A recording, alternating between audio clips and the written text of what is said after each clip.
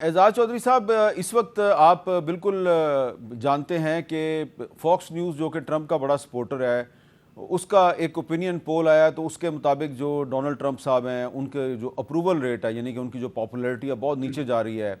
News week भी यही कह रहा है और भी अमरीकी मीडिया के बहुत से इदारे जो हैं वो कह रहे हैं कि डोनाल्ड ट्रंप बहुत अनपॉपुलर हो गए हैं।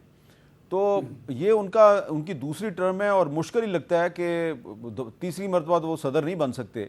तो ट्रंप साहब जो हैं ठीक है, इस वक्त अमेरिका के सदर हैं और पाकिस्तान की जो सियासी और फौजी क़यादत है उसके बड़े मदाह बन चुके हैं। लेकिन जब ट्रंप नहीं होंगे तो फिर क्या पाकिस्तान अपनी ये जो इंटरनेशनल लेवल पे जो इम्पोर्टेंस है इसको बरकरार रख पाएगा? जी कर लेगा जी। मैं आपको बताऊं कि जब डोनाल्ड ट्रंप साहब पहली टर्म में थे तो 2018 की न्यू ईयर ट्वीट में उन्होंने पाकिस्तान के बारे में कोई बहुत ही खराब किस्म के अल्फाज इस्तेमाल किए थे कि ये मुल्क जो है ना काबिल भरोसा नहीं, हम इसको क्यों मदद देते हैं। लेकिन जब बिल्कुल ये सही कह रहे हैं जनरल साहब कि जब ये दूसरी टर्म आई है और पाकिस्तान ने अपने आप को टेक्टिकली एडजस्ट किया है उसके साथ, तो आपने देखा है कि हमें पता है कि अमेरिका का कोई भी सदर आए वो ट्रांजैक्शनल होता है। तो एक आपने टैक्टिकल एडजस्टमेंट की उसकी पर्सनैलिटी को देखते हुए, और मुझे लगता है कि उसकी वजह से पाकिस्तान को बड़ा एक फायदा हुआ है जो टैक्टिकल है। और अगर डोनाल्ड ट्रंप चले जाते हैं तो जो भी आता है पाकिस्तान उसके साथ डील करेगा। पाकिस्तान को अब इस बात की समझ आ गई है कि हमने कैसे डील करना है अमेरिका को। और पहले हम ये समझते थे कि जिस तरह होता था ना हमारा कि भाई ये तो हमारा दोस्त है तो फिर हमेशा से हमारा दोस्त क्यों नहीं रहता। यानी एक एक ईस्टर्न कल्चर है कि friend in need is a friend in deed. जबकि बार बार अमेरिका जो है वो अपने मफाद के मुताबिक अपनी पॉलिसी एडजस्ट करता था तो हम दिल बर्दाश्त होते थे। अब हम छोड़ गए हैं इस बात को। अब हमें पता चल गया है कि हर मुल्क अपना मफाद देखता है और डोनाल्ड ट्रंप साहब को इस वक्त जिस चीज की जरूरत थी हमने तकरीबन वही चीज उनको प्रोवाइड की। उनको ये इस बात की जरूरत थी क्योंकि वो अभी नए आए थे और आपको याद होगा कि पहला उनका खिताब था कांग्रेस से और जनरल साहब ने बिल्कुल सही याद कराया कि किस तरीके से पाकिस्तान ने एबीगेट टेररिस्ट बॉम्बिंग के बंदे को जब हैंड ओवर किया और उसके बाद फिर सेंटकॉम कमांडर, ये सेंटकॉम में तो रहे हैं जनरल साहब वहां पे, मुझे भी मौका मिला है सेंटकॉम कमांड देखने का। तो मुझे पता है कि उनके उस जो बातचीत उन्होंने की, जो बयान उन्होंने दिया कांग्रेस में, उसका बहुत असर हुआ। तो एक माहौल वो बना। दूसरा मेरे ख्याल में अमेरिका की सॉरी भारत की जो क़यादत है स्पेशली मोदी साहब से एक बहुत बड़ा स्ट्रेटेजिक एरर हुआ। उन्होंने रिक्वेस्ट किया कि ये जंग रुकवाएं मई 2025 की, और ऊपर से फिर उनको वो क्रेडिट देने को तैयार नहीं हुए। चुनाचे डोनाल्ड बिल्कुल ट्रंप सही। साहब ने पहले जहाजों का भी, आपको पता है कि कई बार उन्होंने जहाजों के ऊपर भी उनको शर्मिंदा किया है।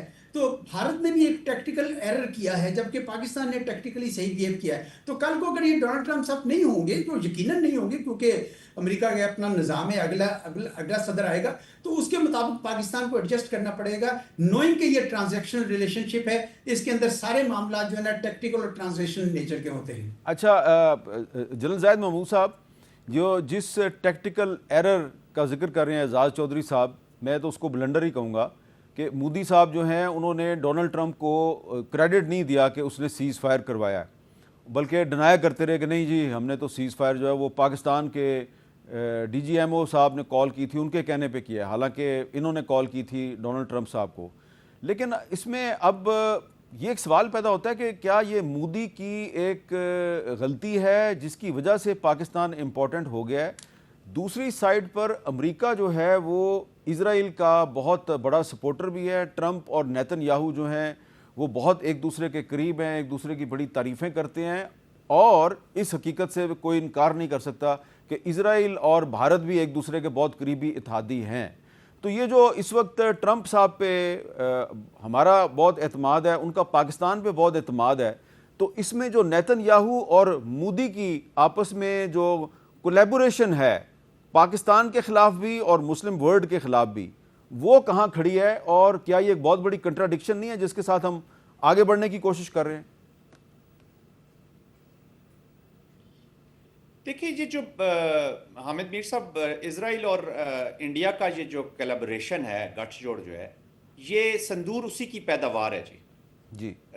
थोड़ा सा हमें ये समझने की जरूरत है कि इसराइल का जो एप्लीकेशन हुई मिडल ईस्ट के अंदर जी, दोनों एक्सपेंशनिस्ट डिजाइन्स के साथ हैं, दोनों हेट बेस्ड और ब्लड की पॉलिसी के ऊपर आगे बढ़ाते हैं। बीजेपी, संघ परिवार और लिक्विड पार्टी, इन दोनों की जो थिंकिंग है वो बिल्कुल दोनों के एक्सपेंशनिस्ट डिजाइन्स हैं। तो ये जो जूइश जायनिज्म और हिंदू जायनिज्म का collaboration, it was suppose to happen.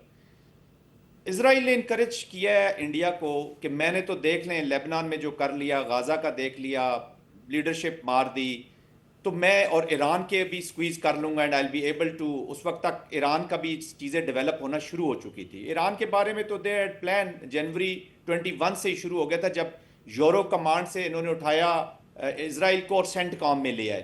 तो हमारे अलार्म बेल्स तो हो गई कि जी they are up to something, कुछ ना कुछ करेंगे।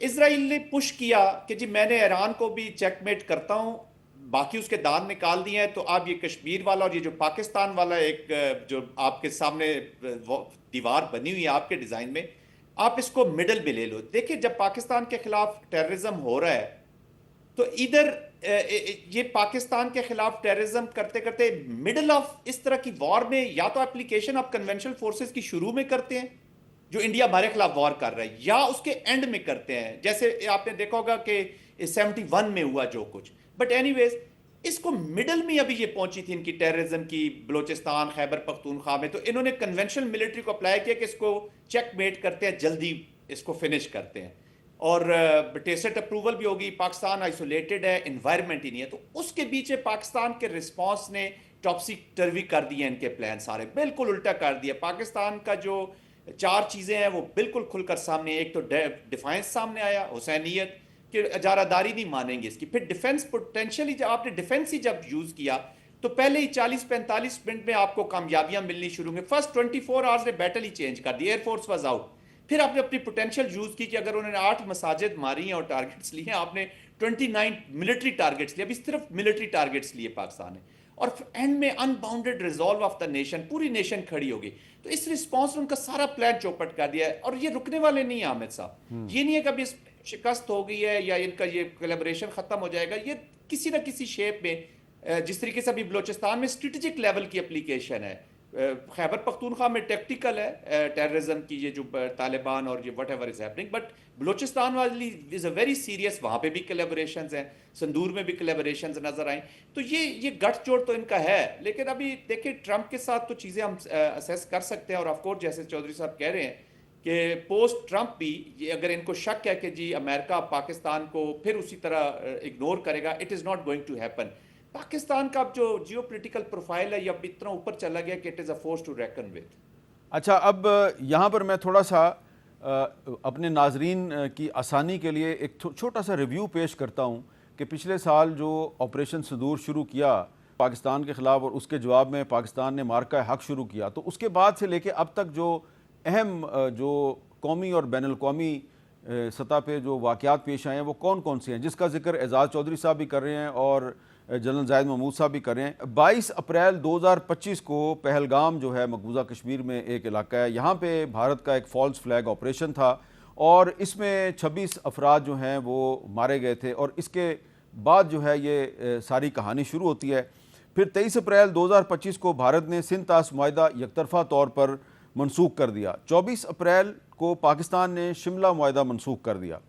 फिर 7 से 10 मई के दौरान दोनों मुल्कों के दरमियान 4 रोज़ा जंग जो है वो जारी हुई और जिसको भारत ने ऑपरेशन सिंदूर करार दिया और पाकिस्तान ने इसे ऑपरेशन बनियानुल मरसूस करार दिया, जिसमें भारत को इबरतनाक शिकस्त हुई और इसके कम से कम 7 जहाज़ जो हैं वो गिराए गए, जिनका बार बार ट्रंप साहब जिक्र करते रहे।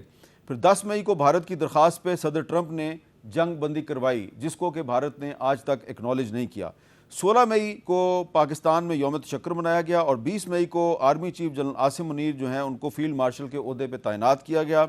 18 जून को सदर ट्रंप की तरफ से फील्ड मार्शल आसिम मुनीर के एजाज़ में वाशिंगटन में एक ज़ोराना दिया गया, जिसके बाद इंटरनेशनल लेवल पे उनकी अहमियत बढ़ी। और फिर 17 सितंबर 2025 को पाकिस्तान और सऊदी अरब के दरमियान एक दफ़ाई तावन के समझौते पर दस्तखत हुए और 25 सितंबर को ट्रंप ने शहबाज शरीफ और आसिम मुनीर साहब जो हैं उनको मुलाकात के लिए वाइट हाउस बुलाया। 13 अक्टूबर 2025 को पाकिस्तान की शर्मुल शेख में गज़ा अमन कॉन्फ्रेंस में शिरकत हुई। ट्रंप ने फील्ड मार्शल आसिम मुनीर को फेवरेट फील्ड मार्शल करार दिया। 4 दिसंबर 2025 को आसिम मुनीर साहब जो हैं चीफ ऑफ डिफेंस फोर्सेस तैनात हुए। 21 दिसंबर 2025 सऊदी अरब ने फील्ड मार्शल को king Abdul Aziz medal of first class से नवाजा।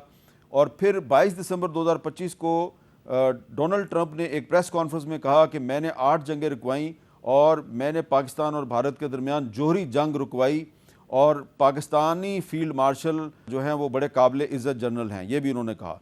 23 जनवरी 2026 को पाकिस्तान की डेवूस अमन बोर्ड में शिरकत हुई, जहां से पाकिस्तान की जो डिप्लोमेटिक अहमियत है उसमें इजाफा हुआ। और 8 मार्च 2026 को ट्रंप ने पाकिस्तान की दरख्वास्त पर ईरान के साथ 2 हफ्ते का सीज़ फायर किया। और उसके बाद आप देख रहे हैं कि फिर 11 और 12 अप्रैल को पाकिस्तान में ईरान और अमेरिका के दरमियान 2 रोज़ तक मुज़ाकरात